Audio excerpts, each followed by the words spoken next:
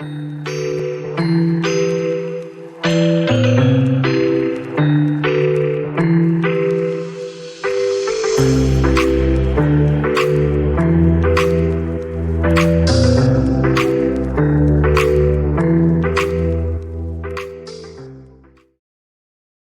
estamos a pocos días de la conmemoración del Día Internacional de los Derechos de las Mujeres.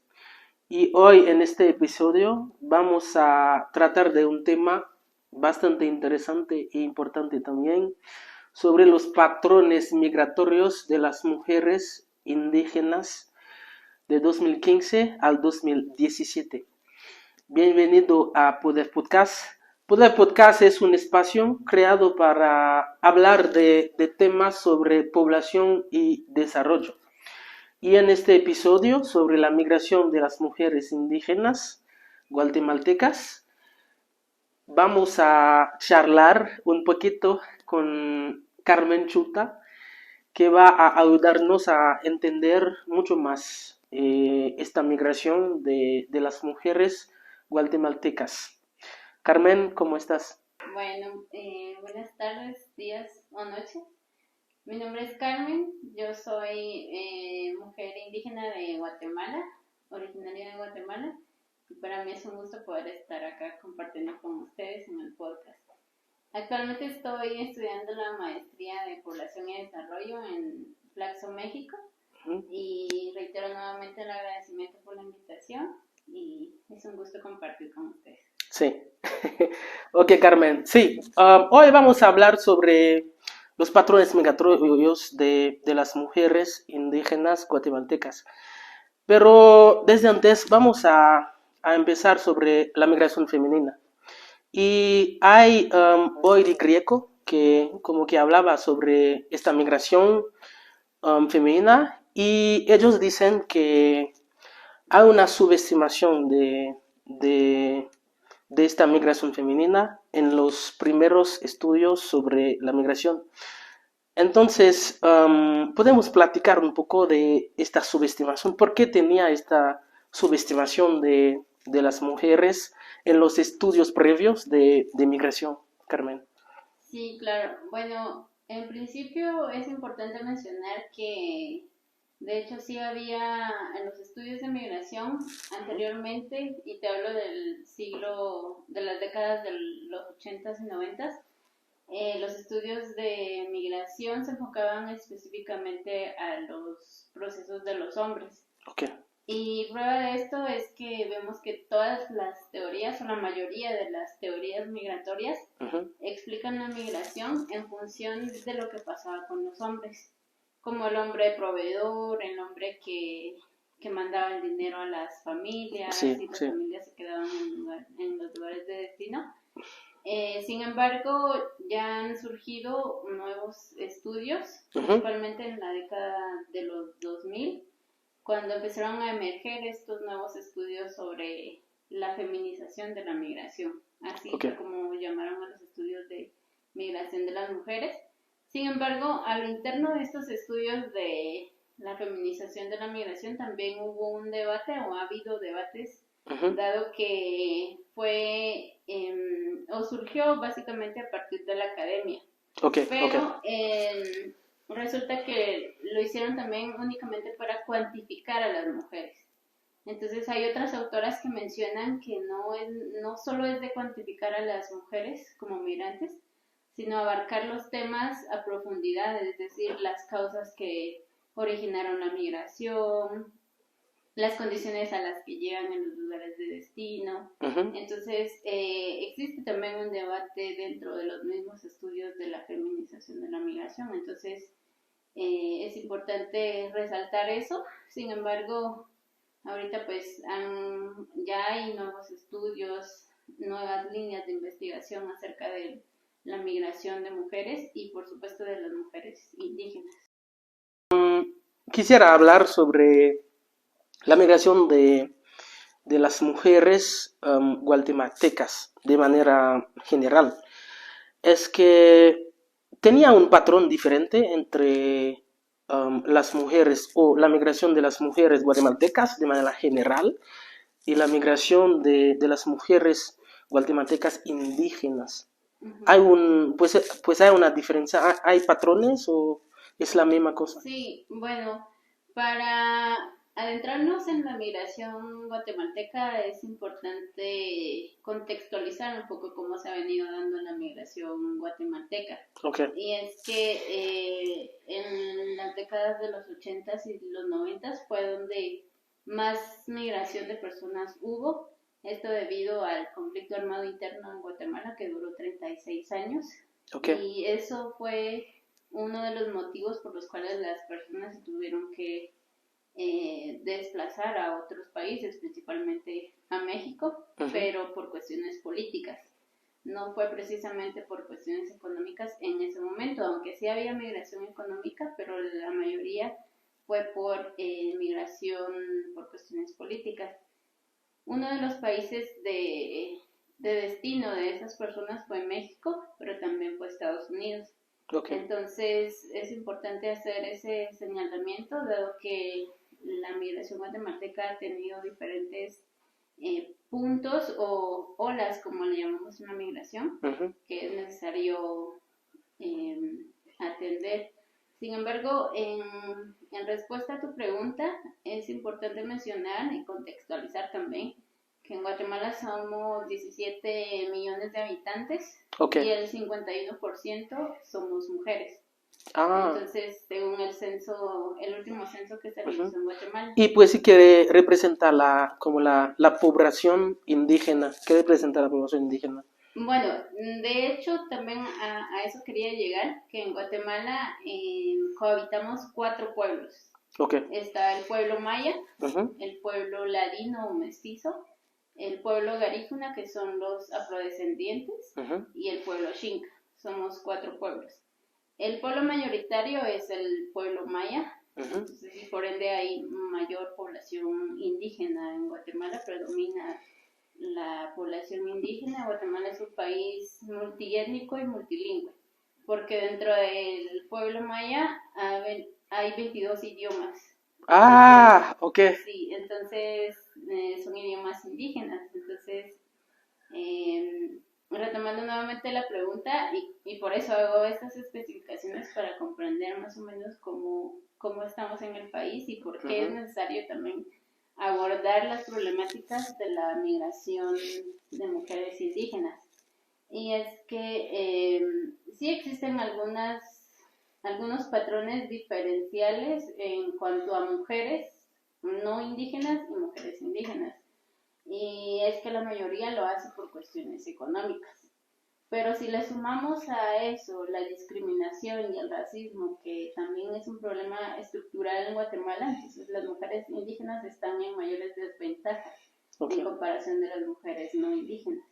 Y es por eso que las mujeres pues ahora buscan nuevas fuentes de ingresos, nuevas formas que el país no les puede dar.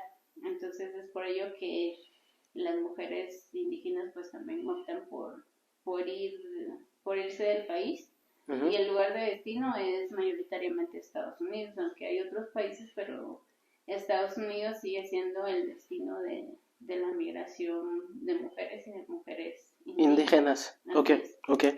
Y pues sobre eso leí un artículo que como que trataba sobre que pues la población indígena hay muchos como desafíos, ¿no? Es que hay un índice de pobreza muy, muy importante y también hay un bajísimo acceso a la economía formal. Entonces, podemos hablar de una migración laboral como de estas mujeres hacia los Estados Unidos. Sí, claro. Bueno, es necesario entender también que la migración es multicausal.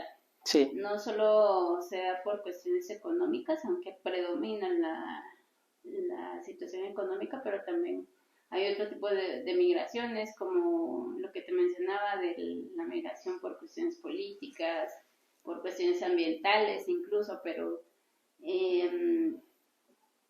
a las mujeres indígenas o a las mujeres en particular en Guatemala sí las mueve una cuestión económica y laboral sobre todo. Y de hecho sí, como tú lo mencionabas, el acceso a la educación para las mujeres y niñas indígenas es muy, muy escasa. Okay. No hay una cobertura, digamos, para las mujeres indígenas desde niñas. Entonces, hay personas o mujeres que llegan nada más con la educación primaria, que la llamamos nosotras en Guatemala, o a lo más que se quedan es a la secundaria. Sí, Carmen, ahora vamos a hablar sobre el acto migratorio como de las mujeres indígenas. Sobre eso quisiera saber si cruzan a los Estados Unidos o México de manera regular o irregular, y también cuáles son las fronteras más concurridas por mujeres indígenas migrantes. Sí, bueno, para comentarte que en este periodo que analicé, que fue el 2015 y 2017, la mayor parte de mujeres eran originarias de los departamentos de San Marcos y Huehuetenango. Son departamentos que quedan al occidente del país, precisamente colindan con la frontera de México. Okay. Entonces, una de las fronteras más transitadas es la de La Mesilla en Huehuetenango y la de Tecumán en San Marcos. Entonces, estas dos fronteras... Estos dos departamentos. Así es. Entonces, pues las mujeres transitaron de manera irregular, es decir, no contaban con ningún permiso para transitar por México y por Estados Unidos. Entonces sigue siendo mayoritariamente irregular el paso fronterizo de las mujeres. Ok. Y también quisiera saber la temporalidad del flujo migratorio de estas mujeres indígenas. Bueno, en cuanto a la temporalidad en años, digamos, podría mencionarte que los meses en que más transitaron estas mujeres por las fronteras que ya mencioné fueron a principios de año, en enero y febrero. ¿Por qué al principio de año? Bueno, eso es algo que también no tuvo el alcance de mi investigación, okay, pero también puedo asumir, no estoy completamente convencida de esto, pero puede ser por los cambios de clima, por cuestiones también de... Acuérdate que pasan las fiestas navideñas, entonces sí. Esa puede ser una de las razones por las cuales también las mujeres llegan o pasan en estos meses y a finales de año, porque obviamente a finales de año la temporada alta por las fiestas de fin de año también requieren pues más personas laborando, ¿no? Entonces, sí. Por eso es. Ah, ok. Es que también,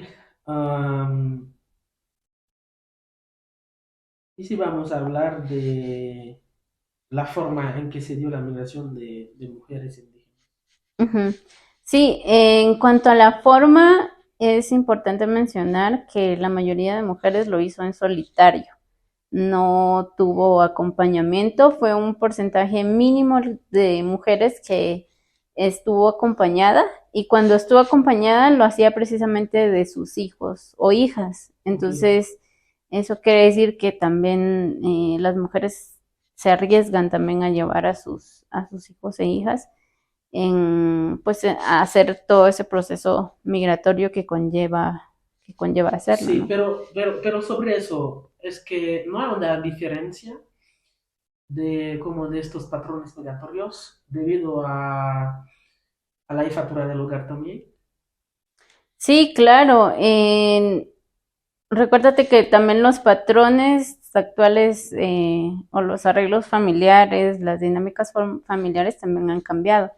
Entonces, la mayor parte de migración de los años 80 y 90 fue precisamente mayoritariamente por hombres. Okay. Entonces, podemos hablar también de una reunificación familiar, aunque esa parte también no logré, los datos no me dieron por qué las mujeres se iban, si realmente era por una reunificación familiar o porque iban ellas a iniciar una vida solas con sus hijas e hijos. esa parte no la pude analizar, pero regularmente los estudios de migración de mujeres señalan que las mujeres también en ocasiones lo hacen por reunificación familiar, pero también ahora ya se está pensando en los procesos de mujeres independientes que buscan otras nuevas formas de trabajar para el sustento de sus familias, ¿verdad? Entonces, en cuanto a la jefatura de hogar, en este periodo que analicé, la mayoría de mujeres no fungía como jefa de hogar en su lugar de origen. Okay. Entonces, esa también es puede darnos luces de que las mujeres todavía no estaban asumiendo esos compromisos, pero aunque sí habían mujeres. Algo que también es importante señalar en este proceso de tránsito de migratorio de las mujeres indígenas es el idioma. Como te mencioné al principio, en Guatemala existen, o se hablan más bien 22 idiomas mayas indígenas. Entonces esto hace a que las mujeres indígenas tengan menos posibilidades o tengan más restricciones en el proceso migratorio, dado que ellas pues se comunican en su idioma materno, y esto es una limitante porque también al no comunicarse en un idioma, en el español, por ejemplo, Sí. Conlleva también diferentes situaciones de abuso, incluso te puedo hablar de violación a las mujeres, discriminación por su idioma, por su vestimenta también. Entonces, las mujeres indígenas en el proceso migratorio y cuando llegan también al lugar de destino, se enfrentan a distintas situaciones de vulnerabilidad por ser mujeres indígenas. Ok, sí. Y sobre el idioma, vamos a seguir con esta parte. Es que recordamos que cuando hablamos de la migración, del proceso, como de este proceso, hablábamos de la preparación del acto migratorio, del asentamiento, pero también de la fase de integración. Entonces, vamos con esta parte de integración. Es que el idioma puede ser un límite para este grupo de personas.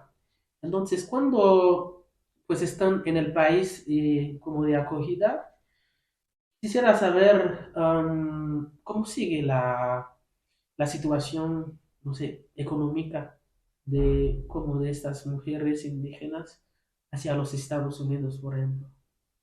Sí, bueno, en principio, como te mencionaba anteriormente, las mujeres indígenas en Guatemala también se ven desfavorecidas por cuestiones educativas, que no tienen mayor acceso a la educación. Sin embargo, esta situación también repercute en todo el proceso migratorio, dado que la integración es mucho más complicada, puesto que al estar en otro país donde se habla un idioma distinto, las formas de vida son distintas, entonces las mujeres también se enfrentan a diversos obstáculos para poder integrarse al lugar de destino, en este caso en Estados Unidos.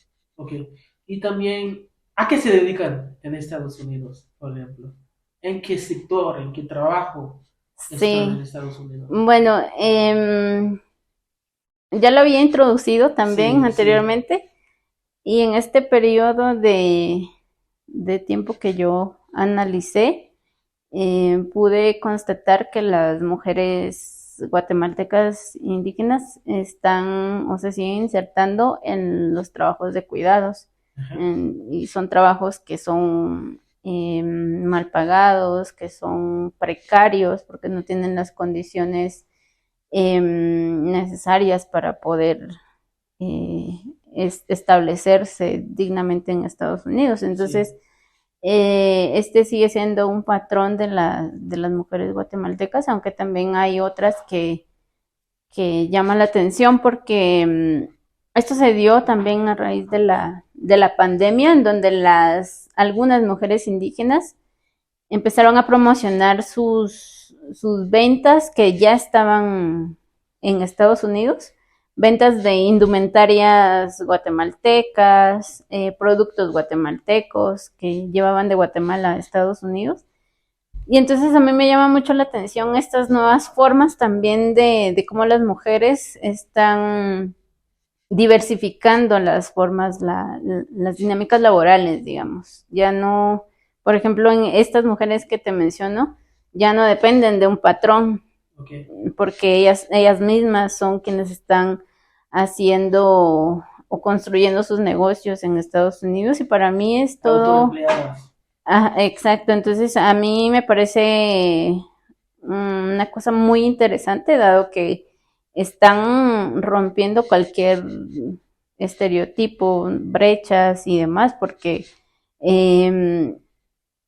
imagínate que una mujer indígena de Guatemala con niveles de educación bajo esté en Estados Unidos y tenga su propio negocio. Para mí eso también es muy destacable de algunas mujeres en Estados Unidos. Por supuesto no son todas, pero existen estas mujeres. Okay. Y su forma de trabajar y de dar a conocer su negocio es precisamente en las redes sociales. Entonces vemos que las redes también juegan un papel importante en este proceso migratorio para algunas mujeres.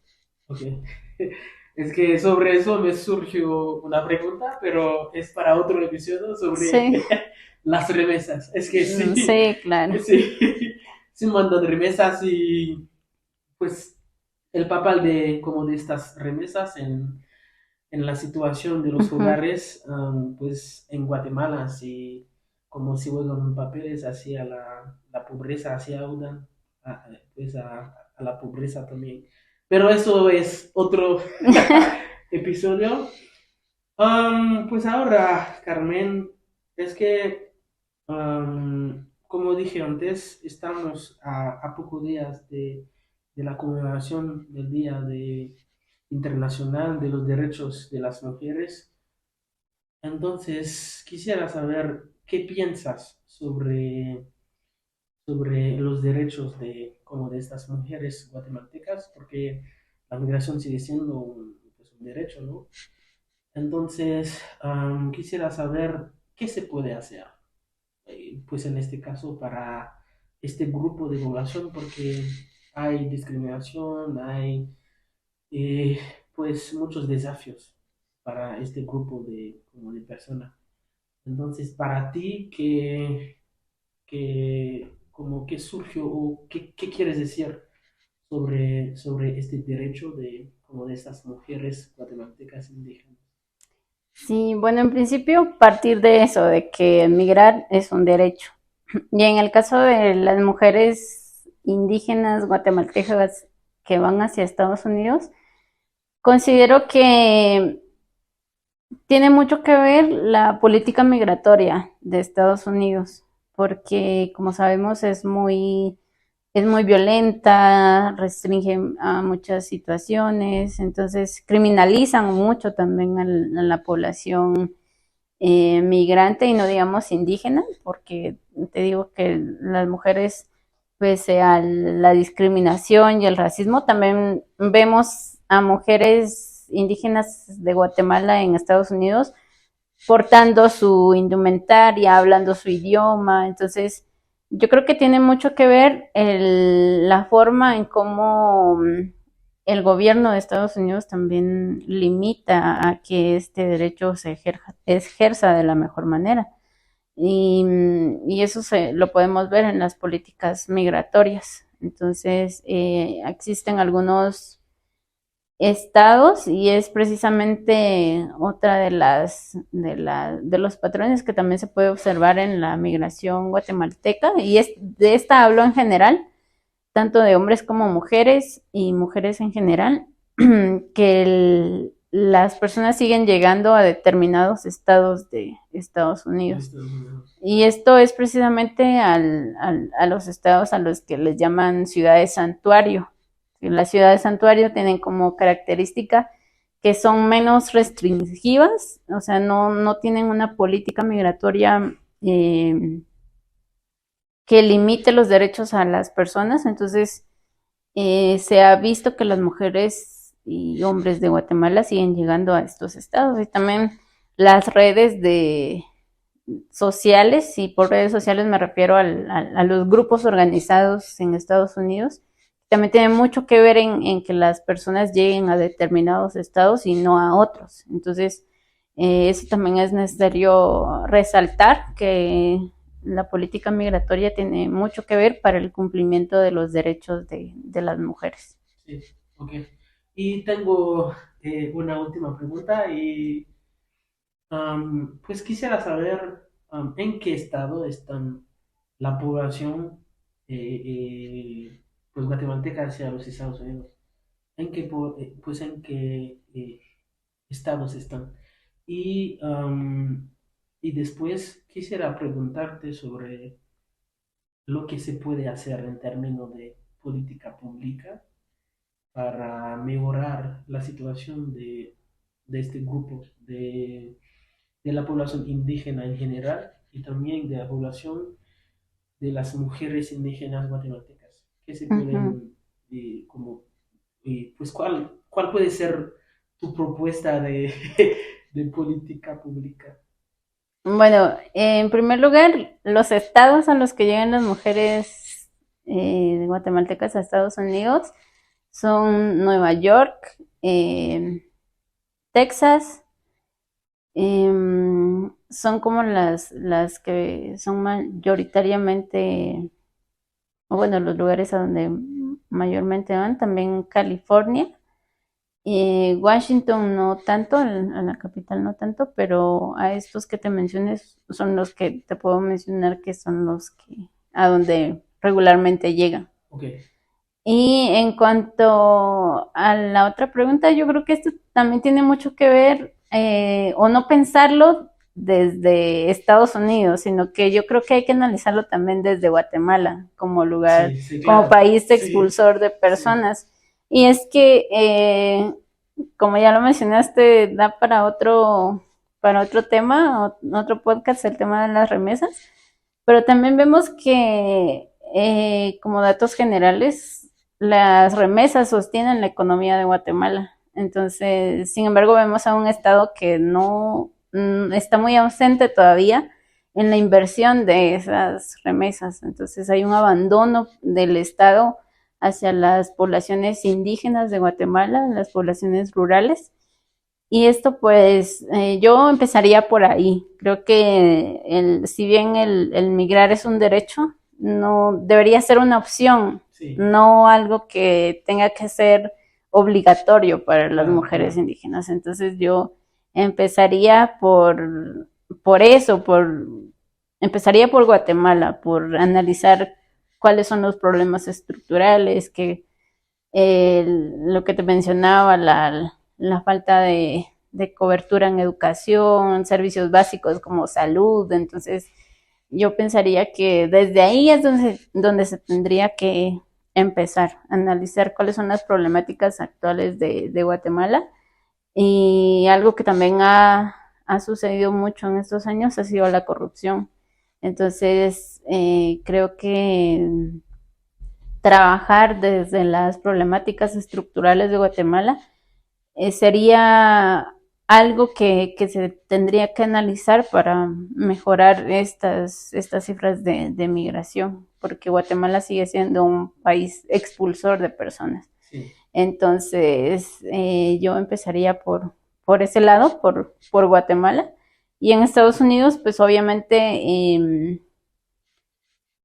mejorar las condiciones o las políticas migratorias, porque esas son las que han venido a afectar a las personas migrantes, no solo de Guatemala, sino de muchos países también. Sí, sí. Muchas gracias, Carmen. Bueno, es que estamos en la parte final como del podcast y pues si quisieras añadir algo al final sobre este tema, ¿qué podría ser? Bueno, yo creo que es importante mencionar que nosotras, las mujeres indígenas que hemos tenido el privilegio también de estudiar, de acceder a la educación universitaria, incluso en posgrados, tenemos también la obligación, o te hablo desde mi propio sentir, que si tengo un compromiso por hacer visibles estos temas, por hablar de las problemáticas de las mujeres indígenas, porque como mencioné al inicio, no es lo mismo que una mujer indígena migre a que una mujer mestiza, ladina migre. Entonces son grupos mayormente vulnerados. Entonces, yo como mujer indígena también tengo ese compromiso de seguir estudiando, de seguir indagando y también de seguir difundiendo los datos que están ahí. Aunque Guatemala también carece de información estadística eh, buena, pero hay otras fuentes de información. México nos ha dado también una encuesta en donde podemos analizar algunos elementos de la migración guatemalteca, pero ese sería mi compromiso y mi aporte también a la Academia Guatemalteca, que la Academia Guatemalteca tiene una deuda histórica también con estos grupos por no considerarlos, por analizarlos de forma general o de que pasen desapercibidos. Sin embargo, creo que al tener este privilegio también de poder acceder a un nivel más alto de educación, creo que el compromiso es ese. Ok, muchas gracias, Carmen. Fue una plática sumamente interesante y nos vemos para otro episodio. Muchas gracias. Gracias a ti por la invitación, amigo.